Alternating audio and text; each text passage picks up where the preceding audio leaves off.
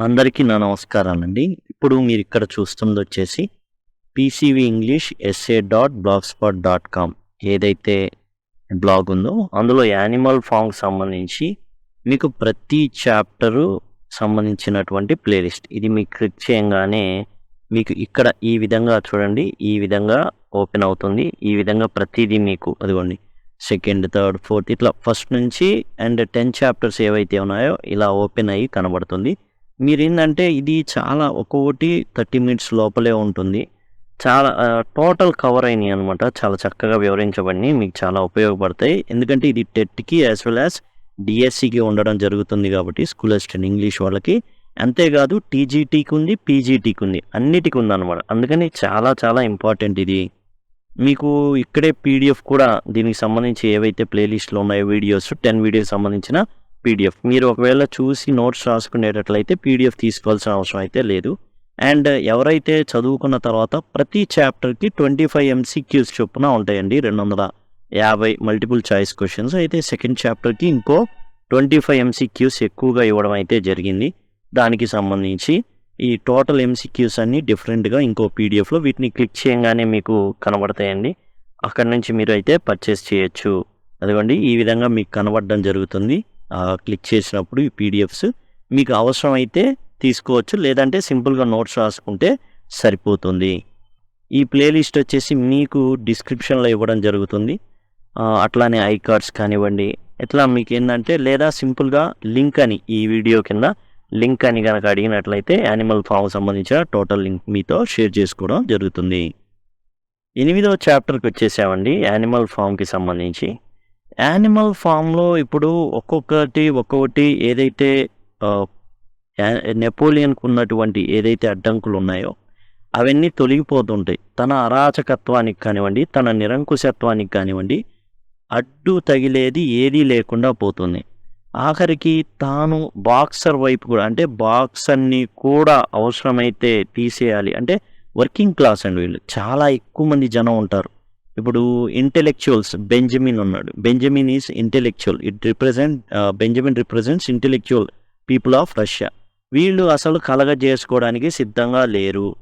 ఇక మీరు చూసినట్లయితే స్నోబాల్ ఉన్నాడు. స్నోబాల్ని తన సీక్రెట్ సర్వీస్ ఉపయోగించి లేదా కుక్కలను ఉపయోగించి నెపోలియన్ ఏం చేశాడంటే స్నోబాల్ని తరిమేశాడు. అట్లా ఎవరైతే తన పదవికి కానీ తను చెప్పింది చేయకపోతే ఆఖరికి సండేలు రద్దు చేసినప్పుడు ఏవైతే పందులు ఉన్నాయో అవి అడ్డు చెబితే వాటిని అడ్డు తొలగించుకున్నాడు, చంపేశాడు. అట్లానే గుడ్లు పెట్టడానికి నిరాకరించినటువంటి కోళ్ళు ఏవైతే ఉన్నాయో వాటిని చంపించేశాడు. ఈ విధంగా ప్రతిదాన్ని ఇతను ఏంటంటే రాను ఇతని యొక్క మైండ్ సెట్ అనేది నియంతని మించిపోయిందనమాట. అండ్ ఏంటంటే ముందు పందులు, తర్వాత కుక్కలు, తర్వాత మిగతా జంతువులు అనమాట. ఆ విధంగా ఉంది. అయితే ఇక్కడ మనకి ఏం జరుగుతుందంటే ఈ 8th దాంట్లో పందులకిను ఇక మనుషులకి పెద్ద తేడా లేకుండా పోతుంది. యాక్చువల్గా మిస్టర్ జోన్స్ వీళ్ళంతా కష్టపడి వాళ్ళని తరిమేసి ఏదైతే రెబలియన్ చేసి అంతా చేశారో అదంతా కూడా దేనికి పనికి రాకుండా పోయిందనమాట. అట్లా తయారైంది. ఇప్పుడు చిన్నగా ఏవైతే కమాండ్మెంట్స్ ఉన్నాయో 7 కమాండ్మెంట్స్ ఉన్నాయి. వాటిని ఏం చేస్తున్నారంటే క్రమక్రమంగా కనుమరుగయ్యేటట్టు చేయడం. యాక్చువల్గా 6th కమాండ్మెంట్ ఉంది. మనం గత చాప్టర్స్లో చూసాం. 4th కమాండ్మెంట్ కానివ్వండి, 5th కమాండ్మెంట్ కానివ్వండి, అవన్నీ మారిపోతూ వచ్చినాయి అనమాట. No animal shall kill any other animal. ఏ యానిమల్ కూడా, ఏ జంతువు కూడా ఇంకో జంతువుని చంపకూడదు. క్లోవర్ ఏం చేస్తాడంటే క్లోవర్ ఎవరు? Clover is the proletariat community of the Russia. ఏవైతే ఇప్పుడు మనం చెప్పుకునేదంతా ఇంగ్లాండ్ అంటున్నారు కానీ బట్ విషయం ఏంటంటే ఇట్స్ రష్యా అనమాట. జరుగుతుంది కథ అంతా కూడా రష్యా విప్లవం ఏదైతే జరిగిందో దానికి సంబంధించింది. క్లోవర్ ఎవరు? వర్కింగ్ పీపుల్ అనమాట. అది కూడా ఆడవాళ్ళు క్లోవర్. బాక్సర్ వచ్చేసి వర్కింగ్ మెన్ అనమాట. Clover working women. బెంజమిన్ అడుగుతుంది, ఇంటెలెక్చువల్ని అడుగుతుంది అనమాట. కమాండ్మెంట్ ఒకసారి చదివి చెప్పాలంటే Benjamin refuses to read. Benjamin నన్ను అనవసరంగా దీంట్లో ఇన్వాల్వ్ చేయొద్దు అని చెప్పడం జరుగుతుంది. అప్పుడు మురియల్ గోట్ ఏదైతే ఉందో చదువుతుందన్నమాట. No animal shall kill any animal without cause. అయితే స్క్వీలర్ ఏం చేశాడంటే అర్ధరాత్రే ఎటువంటి ఇబ్బంది రాకుండా ఈ 6th ఏదైతే కమాండ్మెంట్ ఉన్నాడో ఈ 6th కమాండ్మెంట్ ఏదైతే ఉన్నాడో ఉందో దాన్ని ఏం చేశాడంటే వితౌట్ కాజ్ అనేది యాడ్ చేసేసాడు. ఈ విధంగా ఏదైతే జంతువుల్ని చంపడం కుప్పలుగా చంపారో దాన్ని ఏంటంటే మభ్యపెట్టడానికి ఈ కమాండ్మెంట్ ఏదైతే ఉందో యానిమలిజంలోని కమాండ్మెంట్ ఏదైతే ఉందో 6th కమాండ్మెంట్ దీనికి వితౌట్ కాజ్ అనే దాన్ని అతికించడం అయితే జరిగింది. దానికి అవును వితౌట్ కాజ్ ఏ కారణం లేకుండా చంపకూడదు. ఇక్కడ కారణం ఉంది కదా. ఇప్పుడు చంపబడినటువంటి ప్రతి యానిమల్కి డైరెక్ట్గానో ఇండైరెక్ట్గానో స్నోబాల్తో సంబంధాలు ఉన్నాయి. అందుకని చంపేశారులే అని జంతువులన్నీ కూడా ఏమనుకున్నాయంటే మభ్యపడిపోయినాయి. ఏం అసలు ఇంకేం లేదు, ఇంకా ఆలోచించేదే సరేలే వాళ్ళు స్నోబాల్తో జతగట్టారు కాబట్టి చంపేశారులే అనుకొని ఇవన్నీ కూడా మనకు భయం లేదులే అనుకుని ఒక జంతువు ఇంకో జంతువు చెప్పుకుంది అనమాట. Animals accept the justification for the recent executions. ఎన్నిటిని పందుల్ని చంపుతారు అండ్ 9 హెన్స్ని చంపడం జరుగుతుంది, గొర్రెని, ఇట్లా ప్రతి దాన్ని చంపుకుండా పోతే ఒక కుప్ప తయారవుతుంది. ఆఖరిని బాక్సర్ని కూడా వేసేయాలని చూస్తే బాక్సర్ ఏం చేస్తుందంటే కుక్కని పైకి లేపి కిందకేసి తన గొంతు దగ్గర కాలుకు పెడుతుంది అనమాట. ఇంకేం లేదు, నెపోలియన్ వదిలి అని చెప్పకపోతే దాన్ని గొంతు పిసికి చంపేదే. ఆ రకంగా వర్కింగ్ క్లాస్ని కూడా బెదిరించడానికి ట్రై చేశాడు నెపోలియన్. ఇక లేబర్ ఎక్కువైపోయింది, ప్రాపగాండా ఎక్కువైపోయింది. స్క్వీలర్ వచ్చేసి ఏంటంటే వీళ్ళు పాప చాలా కష్టపడుతుంటారు అండ్ విండ్మిల్ చేయడానికి చాలా ఇప్పుడు ఏంటంటే ఇంకా వాల్స్ని కొంచెం ఎక్కువగా దరిదాపులుగా ఒక 3 మీటర్స్ లాంగ్ ఉండేటట్లుగా 18 ఇంచెస్ ఉండేది, దాన్ని ఇప్పుడు 3 మీటర్స్ లాంగ్ 3 ఫూట్ లాంగ్ ఉండేటట్టుగా 3 ఫూట్లు అనమాట 3 ఫూట్ లాంగ్ ఉండేటట్టుగా వీళ్ళు చేస్తుంటారు. చాలా కష్టపడాలి అంటే ఇంకా ఎక్కువ ఏం తెచ్చుకోవాలి, స్టోన్స్ తెచ్చుకోవాలి, ఇవన్నీ చాలా ప్రాబ్లమాటిక్గా ఉంది. అయితే స్క్వీలర్ వచ్చేసి పుండు మీద కారం చల్లినట్లు అండ్ స్టాటిస్టిక్స్ విడుదల చేస్తాడనమాట. ఈ స్టాటిస్టిక్స్ విడుదల చేసి ఏం చేస్తాడంటే అదిగో చూడు మన యానిమల్ ఫామ్ అనేది 100% పెరిగింది, 200% పెరిగింది, 300% పెరిగింది అనేసి స్టాటిస్టిక్స్ని చూపిస్తారు.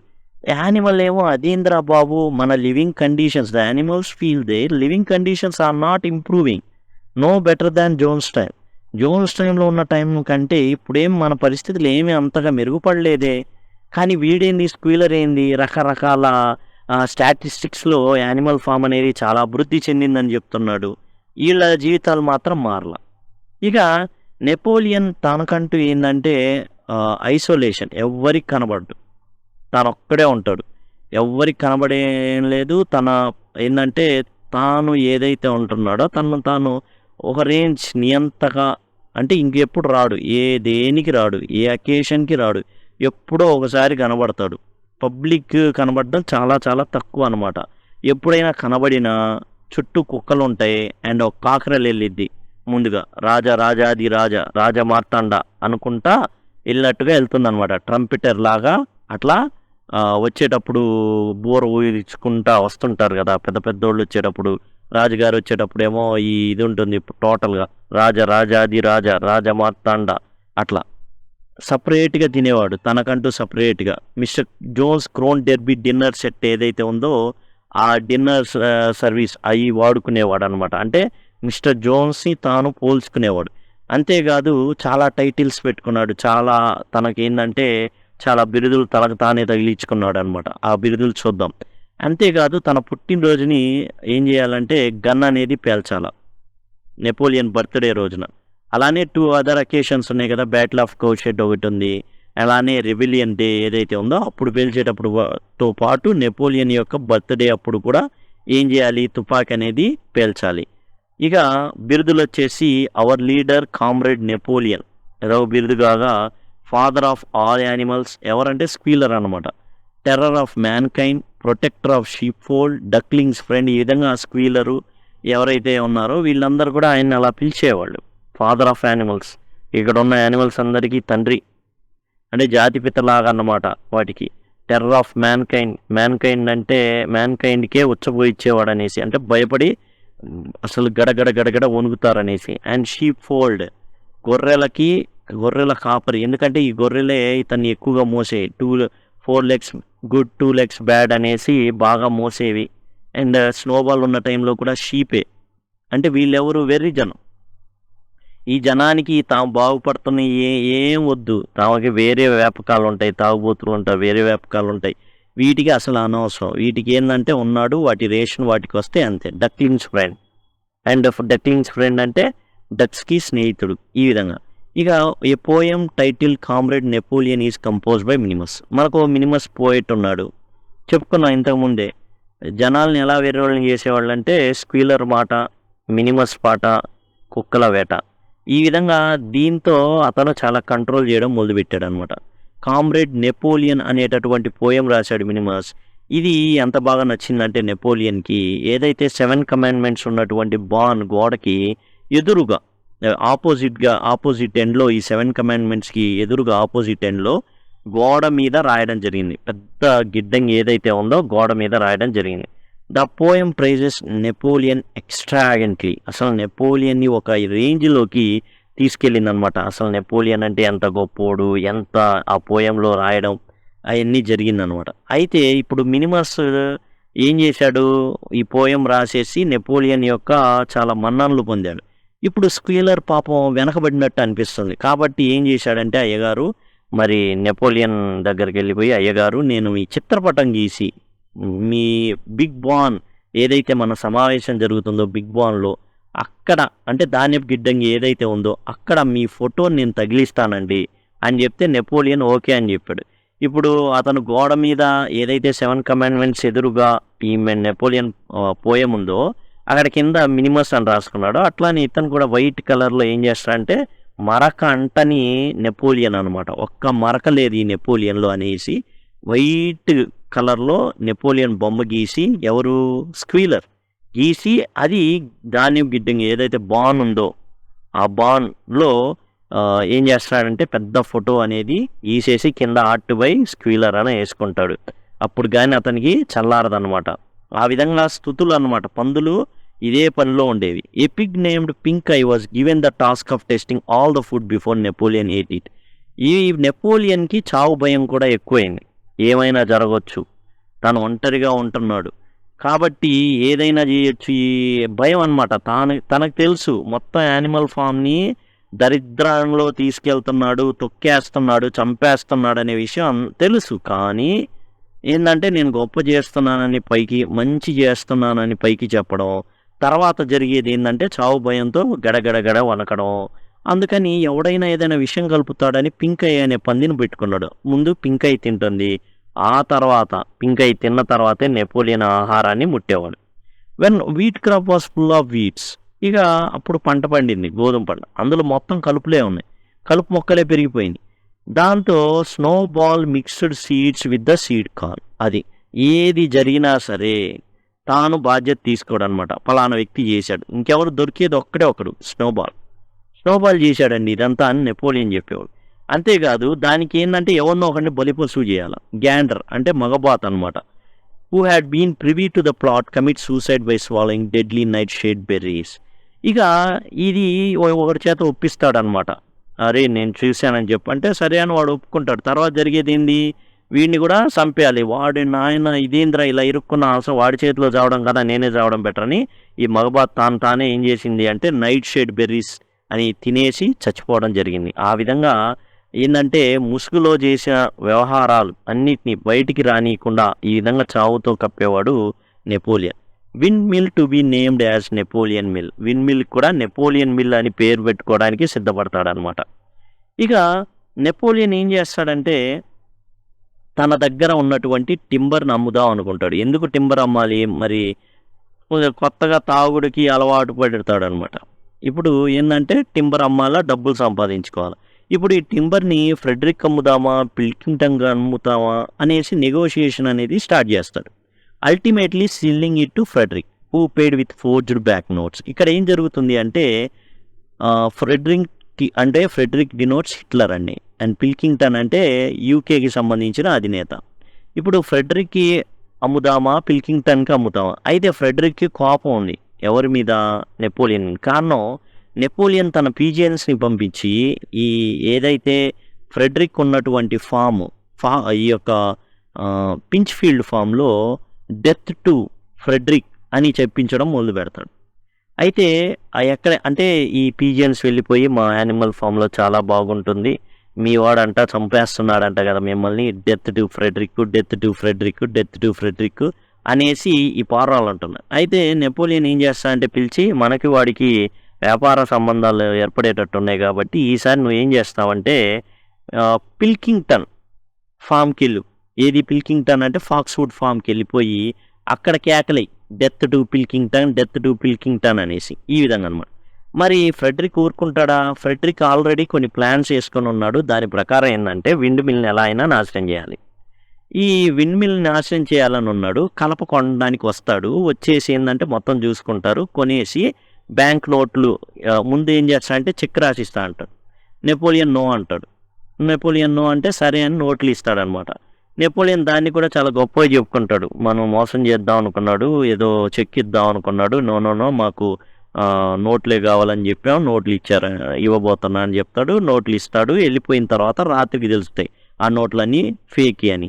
పెద్ద గొడవ జరిగిద్దనమాట. ఇక ఇప్పుడు అన్నీ చూసుకున్నారుగా. ఈసారి ఫ్రెడరిక్‌ను అంటే హిట్లర్ అండ్ హిస్ మెన్ 15 మంది కలిసొస్తారు. ఇంతకుముందు 11 మంది బ్యాటిల్ ఆఫ్ కౌషెడ్. ఇప్పుడు 15 మంది వస్తారు. అప్పుడు ఒక గన్నే ఇప్పుడు 6 గన్నులతో అటాక్ చేస్తారు. మొత్తం భయంకరంగా జరుగుతుంది బ్యాటిల్. ఇందులో ఇక దూరం నుంచి చూస్తుంటాడనమాట నెపోలియన్. వీళ్ళందరూ విండ్ మిల్ దగ్గరికెళ్తారు. ఈ 15 మందిలో కొంతమంది వెళ్ళిపోతారు. అండ్ బాక్సర్ వెళ్ళిపోయి వాళ్ళని తన కాళ్ళతో కొడతా ఉంటాడు. లేచి కొడతా ఉంటాడు. అవి వాళ్ళేం చేస్తారంటే గన్‌తో కాలుస్తారు. దాంతో చాలా గాయపడతాడనమాట. కొన్ని బుల్లెట్లు వీపులకు దిగిపోతాయి. కొంతమంది ఏం చేస్తారంటే ఇదే అదునుగా విండ్ మిల్‌లో రంధ్రాలు చిక్కుతా ఉంటారు. అండ్ నెపోలియన్ చెప్తా ఉంటాడనమాట. దాన్ని ఏమీ చేయలేరు. అసలు దాన్ని చాలా మందంగా కట్టాం. ఒక అద్భుతం అది. చెక్కు చెదరదది అనేసి అక్కడ ఉండేసి ఎక్కడో ఫామ్ హౌస్‌లో ఉండేసి మాట్లాడుతుంటాడనమాట. ఏం కాదసలు మామూలుగా కాదు. చెక్కు చెదరదు. దాని పైన సిమెంట్ కూడా పోదు. పైన ఏసినటువంటి సున్నం కూడా పోదని అంటూ ఉంటాడు. ఇంతలోకి బెంజమిన్‌కి అర్థమైపోతా ఉంటుంది. వాళ్ళు ఏం చేస్తుంది. వాళ్ళు జిలిటిన్ స్టిక్స్ పెడుతుంటారు. అంటే బాంబులు పెడుతుంటారు. Was destroyed using explosives. ఇక విండ్ మిల్‌లో ఆ బాంబులు పెట్టి పేల్చేస్తారండి. ఎలా ఉండిద్దంటే అక్కడ విండ్ మిల్ గాల్లో ఎగిరిపోయిద్ది. వందల యార్డుల దూరంలో పడుతుందనమాట. అంటే అక్కడ ఎక్కడైతే బాంబు పెడతారో అక్కడ విండ్ మిల్ ఎగిరిపోతుందసలు. విండ్ మిల్ ఒకప్పుడు అక్కడ ఉందనే విషయం కూడా తెలీదు. తుక్కుగా మొత్తం ఊడిపోతాయన్నమాట. విండ్ మిల్ ఆనవాళ్ళు కూడా కనిపించవు ఆ ప్లేస్‌లో. అయితే animals initial retreat they eventually drove the humans off. పని అయిపోయింది కాబట్టి హ్యూమన్స్ వెళ్ళిపోతాయి. ఈ ఎమ్మడ పడతాయి. టోటల్‌గా ఏందంటే ఇదే టైంలో ఈ యుద్ధం జరుగుతుంది కదా! And battle of windmill అంటారు దీన్ని. ఇప్పుడు ఏం చేస్తాడంటే ఓ 4 పావురాల్ని నెపోలియన్ పంపిస్తాడు. ఎక్కడికి పంపిస్తాడు? ఫాక్స్‌వుడ్ ఫార్మ్ పిల్కింగ్టన్ దగ్గర పంపిస్తాడు. అతను ఏం రాసి పంపిస్తాడంటే ఆ పావురాలకి సర్వ్స్ యూ రైట్ టిక్ కుదిరిందా అని రాసి పంపిస్తాడు. ఎందుకంటే నువ్వు డెత్ టు పిల్కింగ్టన్ అన్నావు. అరే నాతో వ్యాపారం పెట్టుకోరా అంటే ఫ్రెడరిక్‌తో పెట్టుకున్నావు. ఫ్రెడరిక్ గురించి తెలుసుగా. అండ్ తాను కొరడాలతో కొడితేనే పశువులు చచ్చిపోయాయి. అలాంటి వాడితో నువ్వు ఏం చేసావు అంటే యూదుల్ని చంపేశాడు అతను. చాలామంది యూదుల్ని ఇట్లా చంపాడు. లక్షల్లో చంపాడు. మరి అలాంటి వాడితో నువ్వు వ్యాపారం చేస్తావా అనేసి అతను నీ తిక్క కుదిరిందిలే అని రాసి పంపించాడు. ఇక ఇప్పుడు సెలబ్రేషన్ ఆఫ్ పెరిక్ విక్టరీ.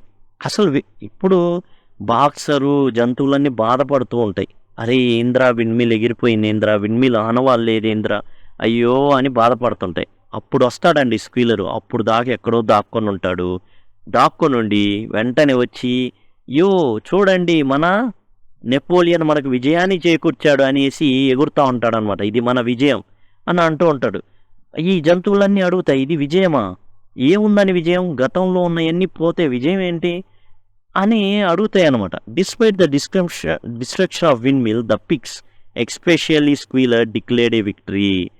విజయాన్ని ప్రకటించేశాడు స్క్వీలర్. నెపోలియన్ సాధించిన విజయం అని చెప్పేశాడు. They celebrated with speeches, decorations and rewards though the animal felt the victory was hollow. అసలు విక్టరీ ఏంది అంటే వాళ్ళ ఉద్దేశం ఏంటంటే నెపోలియన్ వీళ్ళని తరిమేశాడు. యాక్చువల్ తరిమేలా, వాళ్ళ పని అయిపోయింది. ఆఖరి జంతువులన్నీ ఎమ్మడబడి ఇవన్నీ ఎందుకు, పని అయిపోయింది వచ్చిన పని అని వెళ్ళిపోయారు. వాళ్ళలో ప్రాణ నష్టం జరగల. ఇక్కడ మాత్రం చాలా ప్రాణ నష్టాలు జరిగినాయి. అండ్ విండ్ మిల్ గాల్లో ఎగిరిపోయింది. అండ్ బాక్సర్ చూస్తే ఆ బాక్సర్ని అండ్ మోకాళ్ళు ఏవైతే ఉంటాయో ఆ ప్రాంతంలో రక్తం వచ్చేస్తుంది. ఒక షూ పోయింది అంటే కాలి గెట్ట ఉంటుంది చూసారా, ఎగిరిపోయింది. ఒక గిట్టగా అయితే చీలిపోయింది కాలు. అండ్ ఒక 12 బుల్లెట్లు దాకా దిగబడిపోయినాయి. కాల్లో దిగిపడిపోయింది వెనక్కాల్లో. ఇంత జరిగి అంటే స్క్వీలర్ ఏం చేస్తాడంటే నెపోలియన్‌కి విక్టరీ ఆపాదిస్తాడనమాట. ఇది విజయం అండి అనేసి. ఎందుకు విజయం అంటే పారిపోయారు గదా! చివరికి మన శత్రువులు మనల్ని ఆక్రమించలా. మన దాంట్లో కూర్చోలా. మిస్టర్ జోన్స్ లాగా వచ్చి కూర్చోలా. వాళ్ళని ఉరికెత్తిచ్చాం కాబట్టి ఇదే మన విజయం అని స్క్వీలర్ ప్రకటించాడు. Napoleon conferred upon himself order of the green banner. తనకు తానే బిరుదును ధరించాడు. యానిమల్ హీరో ఫస్ట్ క్లాస్ తీసుకున్నాడు. యానిమల్ హీరో సెకండ్ క్లాస్ అతనే. ఇప్పుడు order of the green banner కూడా అతనే అనమాట.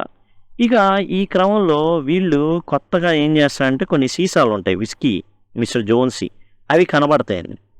నెపోలియన్ ఏం చేస్తాడంటే తాగేస్తాడు. అయితే మొదటిసారి తాగడం వల్ల కళ్ళు తిరిగి పడిపోతాడు అండ్ మూర్ఛపోయినట్టు పడిపోతాడు అనమాట. దీంతో స్క్వీలర్ చూసి అసలు అయ్యో నెపోలియన్ గారు ఈ యుద్ధంలో బాగా కష్టపడి పోరాడారు, ఒక అద్భుతంగా పోరాడారు, ఆయన ఇప్పుడు తన చివరి శ్వాసలో మరణశయ్య మీద ఉన్నారు అనేసి హెల్త్ బులెటిన్ రిలీజ్ చేస్తాడు. Leading to a degree against alcohol. అంతేకాదు చనిపోతున్నటువంటి నెపోలియన్ గారు ఒక ఆజ్ఞ ఏంటంటే ఎవరైనా కానీ ఆల్కహాల్ సేవిస్తే, మందు తాగితే మరణశిక్ష విధించబడుతుందని చెప్తాడు. తర్వాత ఇగ్నోర్ చేసేస్తారు. కారణం ఏంటంటే జనరల్గా ఎవరైనా మందు తాగినోడు అంటే ఆల్కహాల్ తాగినోడు చచ్చిపోడు. వీటికి తెలియదుగా పందులకి. కాబట్టి స్పృహ తప్పి పడిపోయి నిద్రపోతుంటే జబ్బు పడ్డాడని అనుకుంటారు. లేపినా లేవట్లేదు అనుకుంటారు. తర్వాత ఏముంది తెల్లారేపాటికి మళ్ళీ లేస్తాడు. ఈ ఆల్కహాల్ సేవిస్తే మరణమే అన్నది మర్చిపోతారు. ఇక Napoleon instructed Whymper to purchase in Willingdon some booklets on brewing and distilling barley plantation start చేస్తారు. ఇక మందు రుచి చూడడం జరిగిందిగా నెపోలియన్. ఇక లాభం లేదు, దీన్ని ఎలా తయారు చేస్తారో అండ్ మన వింపన్ అడిగి దానికి సంబంధించిన పుస్తకాలని తెమ్మనండి. ఆ పుస్తకాలతో మనం ఏం చేద్దాం అంటే బార్లీ పంట వేసి ఇక్కడ ఏం చేద్దాం, మందు తయారు చేద్దాం, తాగుదాం, ఎగురుదాం, తందనాలు ఆడదాం. Squealer was discovered altering the commandment at night as he accidentally fell. ఇప్పుడు జంతువుల్లో ప్రధానంగా అందరికీ కాకపోయినా కొంతమందికి ఓల్డ్ బెంజమిన్కి ఈ విషయం అర్థమైంది. ఏ విషయం అంటే ఈ యొక్క కమాండ్మెంట్స్ని మారుస్తున్నారు అన్న విషయం. ఎలా అంటే స్క్వీలర్ ఏం చేస్తాడంటే ఇట్లానే మారుస్తూ ఉంటాడు. ఏం మారుస్తూ ఉంటాడు, ఇప్పుడు ఆల్కహాల్ది వచ్చింది టు ద ఎక్సెస్ అని పెట్టాలా. Animal shall not drink alcohol to the excess అని పెట్టాలా.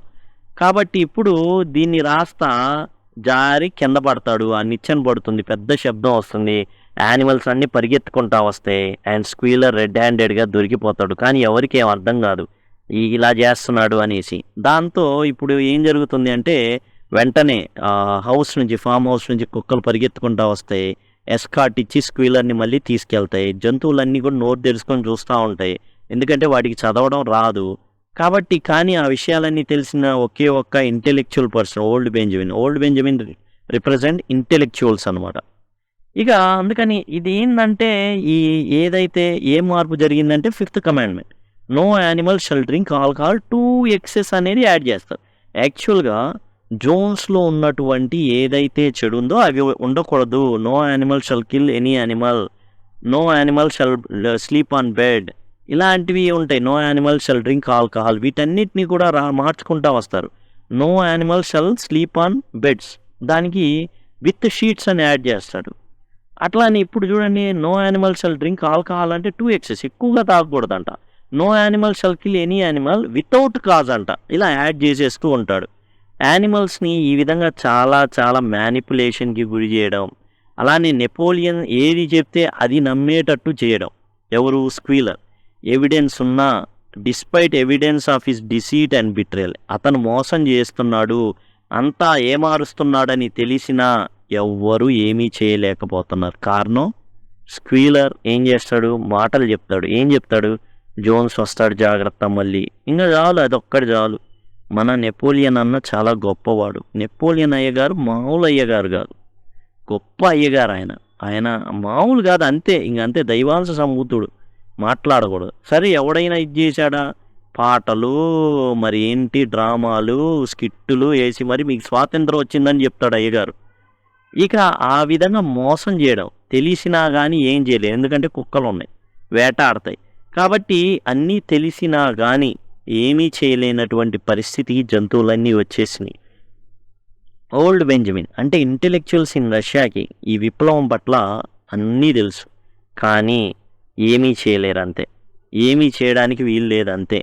అలాంటి పరిస్థితిలోకి దిగజారిపోతారనమాట వాళ్ళంతా కూడా. కాబట్టి ఎంతగానో ట్రై చేస్తారు, బట్ ఈ ఊబి నుండి నెపోలియన్ చెర నుంచి వీళ్ళు తప్పించుకోలేరు. కాలం గడిచిపోతూ ఉంటుంది, అందరూ కూడా చాలా వరకు చనిపోతూ ఉంటారు. అండ్ బాక్సర్కి ఇప్పుడు వర్కింగ్ క్లాస్కి దెబ్బ తగిలింది, బాక్సర్కి కూడా తన జీవితంలో నెక్స్ట్ ఏం జరగబోతుంది అనేది ట్రాజడీ అనమాట చాప్టర్ 9లో మనకి. అండ్ దీనికి సంబంధించినటువంటి ఏవైతే ఎంసీక్యూస్ ఉన్నాయో చూడండి, మీరు ఏదైనా ఎంసీక్యూస్ అనేవి మీరు టెస్ట్ చేసుకోవాలి, నేర్చుకోవాలి అనుకుంటే, and this one you can purchase. MCQs multiple choice questions ఉంటాయండి, అండ్ టోటల్గా 275 ఎంసీక్యూస్ ఉంటాయి ఇందులో. అండ్ 10 చాప్టర్లకు సంబంధించి ప్రతి చాప్టర్కి 25 క్వశ్చన్స్, ఒక సెకండ్ చాప్టర్కి మాత్రం ఒక 25 క్వశ్చన్స్ ఎక్కువగా ఉంటాయి ఈ విధంగా. అండ్ ఇక్కడ మీరు చూసినట్లయితే చూడండి ఇక్కడ, అండ్ ప్రతిదీ కూడా ప్రతి చాప్టర్ కూడా ఇక్కడ అయితే ఉంటుంది, సింపుల్గా మీరు నేర్చుకోవచ్చు. టెట్, డిఎస్సి, టీజీటీ, పీజీటీ అన్నిటికి కూడా ఉపయోగపడేటటువంటి అనమాట ఇది యానిమల్ ఫామ్ అనేది. థ్యాంక్స్ ఎలా చాప్టర్ 9 చూద్దాం.